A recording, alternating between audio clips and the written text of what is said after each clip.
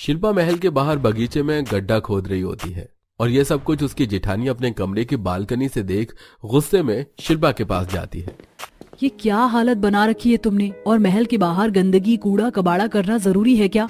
दीदी ऐसा क्यों बोल रही हो? मैं कोई गंदगी थोड़ी ना कर रही हूँ। हमारे महल जैसे घर के सामने गार्डन एरिया है, पर यहाँ एक भी फूल और सब्जी के पौधे नहीं थे। मैं तो बस यहाँ फूल और सब्जी उगा रही हूँ। और वैसे भी मुझे सब्जी और फूलों से बात करना बहुत पसंद है। मैं अपने मायके में भी अक्सर खाली समय में सब्जी और फूलों की खेती ही करती थी।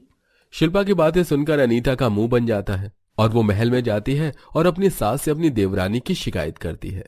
माँ जी, मैंने तो आपसे पहले ही कहा था इस गंवार को इस घर की बहू मत बनाओ। देखो तो जरा एक बार अपनी उस गंवार छोटी बहू को, महल के बाहर गार्डन में कैसे गंदगी कर रही है। भाभी, मेरी शिल्पा के बारे में ऐसा मत बोलो, वो बस सब्जी और फूल ही तो उगा रही है। हाँ बहू, विशाल बिल्कुल ठीक कह रहा है। और वैसे हमारे गार्डन में एक भी फूल का पौधा नहीं है। अगर बहू 2-4 फूल और सब्जी उगा भी लेगी तो क्या ही फर्क पड़ता है।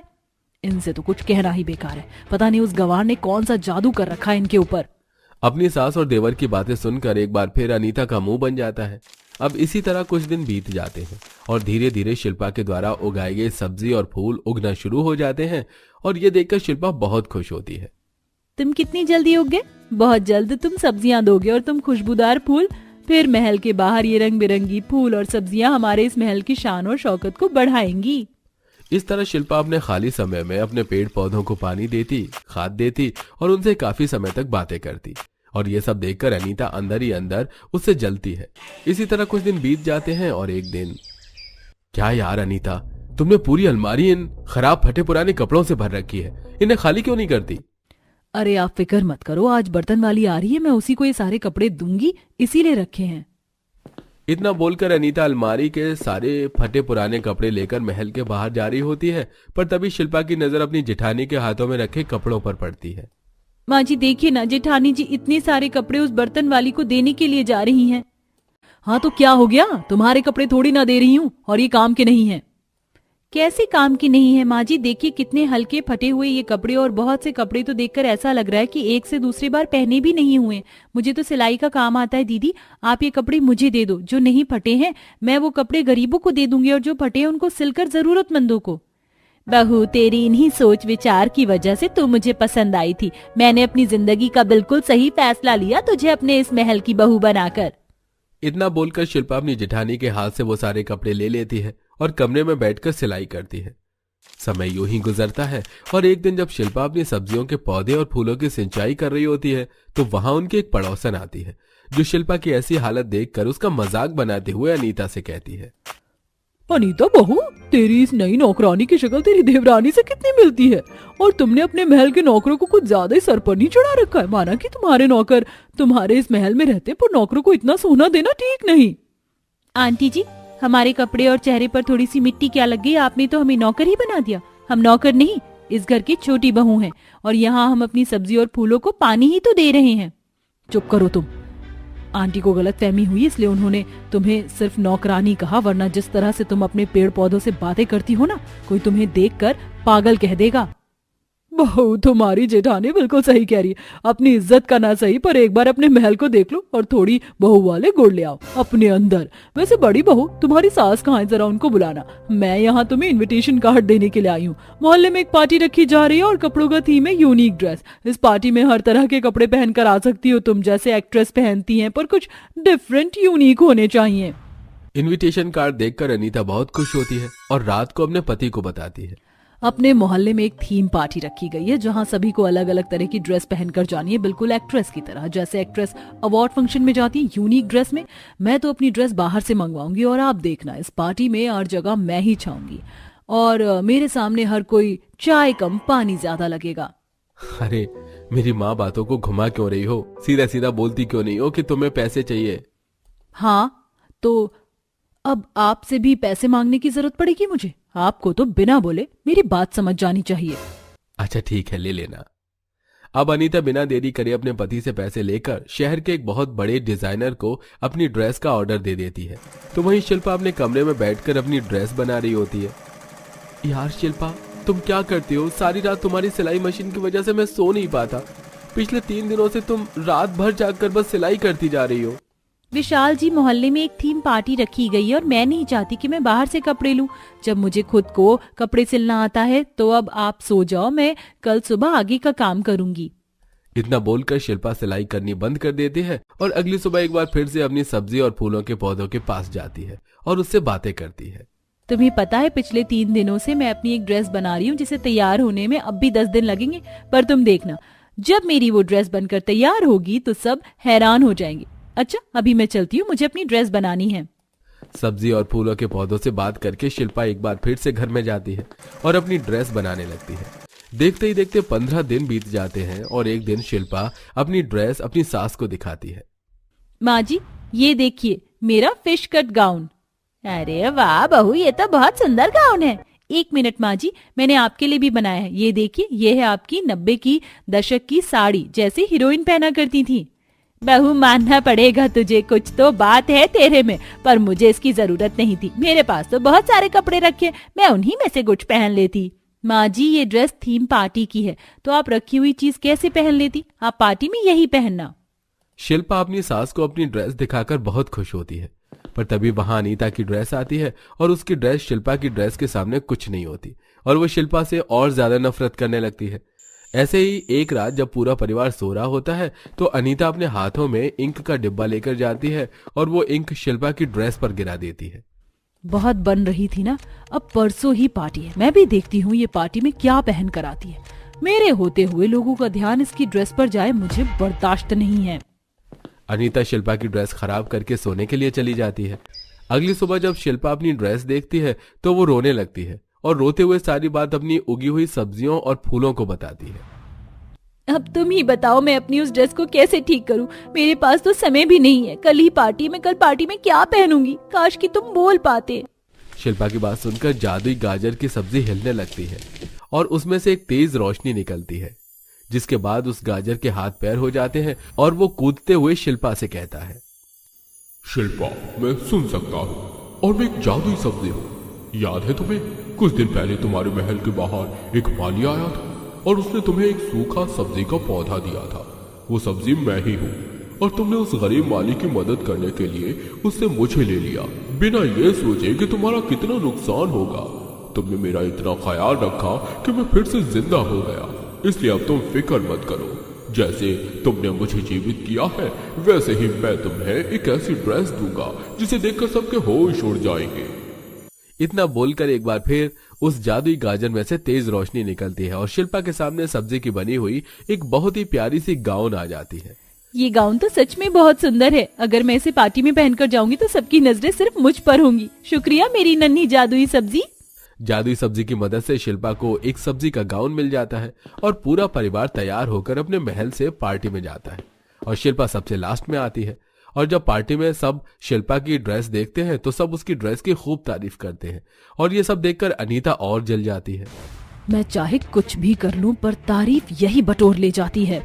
शिल्पा की ड्रेस देखकर जहां अनीता उससे जलती है तो वहीं सब उससे उसकी ड्रेस के बारे में पूछते हैं। अरे वाह शिल्पा बहू, तेरी ये सब्जियों की ड्रेस कितनी अच्छी और यूनिक है। वाकई में तू बहुत टैलेंटेड है। मेरी बहू है ही इतनी होनहार, मुझे इस पर नाज है। इस तरह सब पूरी पार्टी में शिल्पा की सब्जियों की ड्रेस के बारे में बात करते हैं और उसकी फोटोज लेकर सोशल मीडिया पर पोस्ट करते हैं और देखते ही देखते वो शिल्पा पार्टी की आन बान और शान बनकर सबकी वाहवाही बटोरती है और अनीता मुंह बनाकर वहां से चली जाती है। जेठानी जी, इतनी आलीशान रसोई है और इसे मैं पूरा देख चुकी हूँ, पर मुझे कहीं भी ताजी सब्जी नजर नहीं आई। अरे शीला, ताजी सब्जी बाहर थोड़ी ना रखी रहेगी, फ्रिज में देखो, फ्रिज में हैं सब्जियां। तारा के कहने पर शीला फ्रिज से सब्जी निकालती है और पैकेट में सब्जियां देख अपनी जेठानी से बोलती है, दीदी ये तो मुझे कहीं से भी ताजी सब्जी नहीं लग रही है। शीला, यहाँ पर ऐसे ही ताजी सब्जियां मिलती हैं। तुम गांव से आई हो ना, तुम्हें नहीं पता ताजी और बासी सब्जियों के बीच का फर्क। अच्छा, अब तुम आराम से सब्जी काट के खाना बनाओ, मैं आलिशान महल के आलिशान बगीचे में बैठी हूँ। अच्छा दीदी, जाते हुए मुझे सब्जी काटने के लिए हंसू दे दीजिए। हंसू? ये क्या होता है? यहाँ पर चाकू रखा है, उसी से सब्जी काटो। पर मुझे चाकू से सब्जी काटना नहीं आता। क्या मजाक कर रही हो तुम? गांव के लोग क्या हाथ से सब्जियां काटा करते थे? अब अपना गंवारपन छोड़ो और चाकू से भी सब्जी काटने की कोशिश करो, जल्दी सीख जाओगी। तारा अपने गांव की देवरानी का मजाक बनाकर वहां से चली जाती है और शीला जैसे तैसे सब्जी बनाकर बाहर आती है और वो देखती है कि बाहर इतना बड़ा गार्डन है पर कहीं भी सब्जियां नहीं है, सिर्फ पेड़ पौधे हैं। ये देख शीला को अपने गांव की याद आती है जहां वो अपने हाथों से पेड़ पौधों को पानी दिया करती थी। इतना बड़ा ससुराल, महलों जैसा घर, घर के बाहर गार्डन, गाड़ियां और रोड ही है, पर किसी ने भी अपने गार्डन एरिया में या छत पर ना तो एक फूल लगा रखे और ना ही सब्जियों के पौधे। काश कि यहाँ पर भी मैं अपनी सब्जियों की खेती कर पाती। शीला को न सिर्फ ससुराल में बासी सब्जियां मिलती हैं बल्कि उसे गंवार होने का ताना भी मिलता है। अब इसी तरह कुछ दिन बीत जाते हैं और एक दिन, माँ भाभी ये लो मैं सब्जी ले आया हूँ, पर कल से आप लोग खुद मॉल से सब्जी लेकर आना, मैं बहुत थक जाता हूँ। हाँ हाँ ठीक है, कौन सा हम तुझे रोज रोज सब्जी लाने के लिए कहते हैं। वो तो अपने घर में सबको ताजी सब्जी खाने की आदत है, इसलिए रोज रोज मॉल जाकर सब्जी लाना पड़ता है। और आज जा नहीं पाए थे इसलिए तुझे बोल दिया। क्या ये सब्जियां मॉल से आई हैं और ये ताजी हैं? पर मुझे तो ये बिल्कुल भी ताजी नहीं लग रही हैं। तुम जैसी गंवार को अब ताजी और बासी सब्जियों में फर्क कैसे पता चलेगा? शुरू से गांव में जो रही हो, तुम्हें तो हर चीज खुला रखकर खाने की आदत है, चाहे उसमें कीड़े मच्छर पड़े या सांप बिच्छू पैदा हो जाए। पर यहाँ पर सारी सब्जियां पैक मिलती हैं और उन सभी पर एक्सपायरी डेट भी लिखी रहती है। अगर थोड़ा बहुत पढ़ना आता है तो पढ़ लो। तारा की बातें सुनकर शीला को बहुत बुरा लगता है और वो चुपचाप अंदर चली जाती है। ऐसे ही कुछ दिन बीत जाते हैं और एक दिन जब घर में पोछा लगाने के लिए शीला को पोछा नहीं मिलता तो वो अपने पुराने कपड़े से पोछा लगाने लगती है, जिसे देख एक बार फिर अर्चना और तारा उस पर तंज कसने लगते हैं। अरे बहू, हमने घर में मॉप क्यों रखा हुआ है? इस महल जैसे घर में तू कब तक हाथों से पोछा लगाती रहेगी? और ये तो पोछा भी नहीं है, ये किसका पुराना कपड़ा उठाकर घर में ले आई? माँ जी गलती करी हमने जो गांव जाकर इसकी शादी नितिन देवर से करवा दी। हमने इसका सिर्फ रंग रूप देखा और ये भूल गए कि गांव की लड़कियां कितनी गंवार होती हैं। मैं गंवार नहीं हूँ, सरपंच की बेटी हूँ, पढ़ी लिखी हूँ, और हमारा घर गांव में सबसे अच्छा था। अगर गंवार ना होती तो गंवारों जैसी हरकत ना करती। और गांव में कितने ही पक्के घर क्यों ना बन जाए, पर गांव के लोग गंवार ही रहते हैं। हमेशा की तरह आज एक बार फिर तारा और अर्चना शीला का मजाक बनाती हैं और वहां से चली जाती हैं। अब इसी तरह कुछ दिन बीत जाते हैं और एक दिन, बहू आज तू भी हमारे साथ मॉल चल सब्जियां लेने। तू जब से यहाँ आई है घर में ही रहती है, बाहर जाएगी तो कुछ सीखेगी, क्योंकि मैं नहीं चाहती बाहर के लोग जब हमारे महल जैसे घर में आए तो वो तेरी इस गंवार हरकतों से परेशान हो जाए और हमारा मजाक बनाए। सही कहा माँ जी, क्या पता मॉल की सब्जियां देखकर तुम्हें भी पता चल जाए कि मॉल से ज्यादा ताजी सब्जी और कहीं नहीं मिलेगी। तारा और अर्चना के कहने पर शीला उनके साथ मॉल जाती है, जहां वो सब्जियां और उनके रेट देखकर हैरान हो जाती है।